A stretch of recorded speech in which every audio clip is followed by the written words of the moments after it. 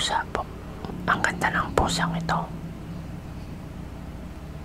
Mamahaling pusa po ata ito kasi sa nakikita ko po, kakaiba po yung kanyang balahibo. Kasi kayong mukha niya kakaiba din po. Ito po kasi ay nasa loob po ng kanyang nasa loob po kasi ito ng inuupahan na bahay niya. Ayan po yung mukha. Pinili niya po daw ito. At saka nung pinili niya itong pusa na ito, may tumahan po ito sa training ang pusa niya, kaya marunong po itong matalino ang pusa na to. Alam na alam niya kung saan siya dudumi. Ayan na po yung CR niya. May sarili pala siyang CR. Dudumi na yan, kaya siya pumasok dyan. Dudumi siya. At first time ko talaga na nakakita ng pusa na ganyan katalino.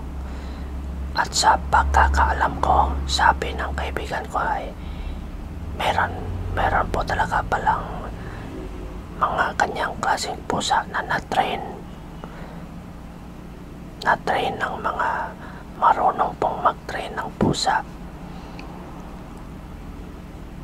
Ayan, at tuluyan na nga pumasok yung pusa sa kanyang parang CR niya. At napapansin niyo po yung pinasok kanya, parang kumagalaw siya sa kilid. Yan, parang kinukuskus niya yung kilid, sa mga kilid ng yung butas na pinasok kanya. At tinanong ko yung friend ko kung bakit niya ginagawa niyan. Kasi daw yung pinasukan niya ay may mga buhangin daw. Buhangin, may mga parang buhangin sa kilid niyan na nakadikit, kaya parang kinuskos ng kuko at paa ng pusa para matanggal yon. At yung mga natanggal, yun ang gagamitin ng pusa pang tapon. Tatapunan niya yung dumi niya sa loob, yung tae.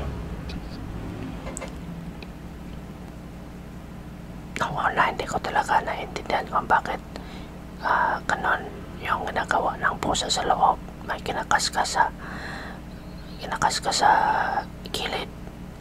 At yun na nga, sabi ng kaibigan ko na meron pala mga parang buhangin na nakadikit sa kilid, kaya kinakaskas ng kamay ng pusa para matanggal at tatapunan niya yung tae o dumi niya.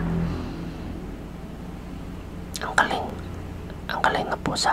Nabahanga ako na meron pala talagang nag-train sa mga alaga na pusa. Nung nabili niya yan, ganun na-train na yan. Na-train na yung pagbili niya. Hindi na siya yung nagturo.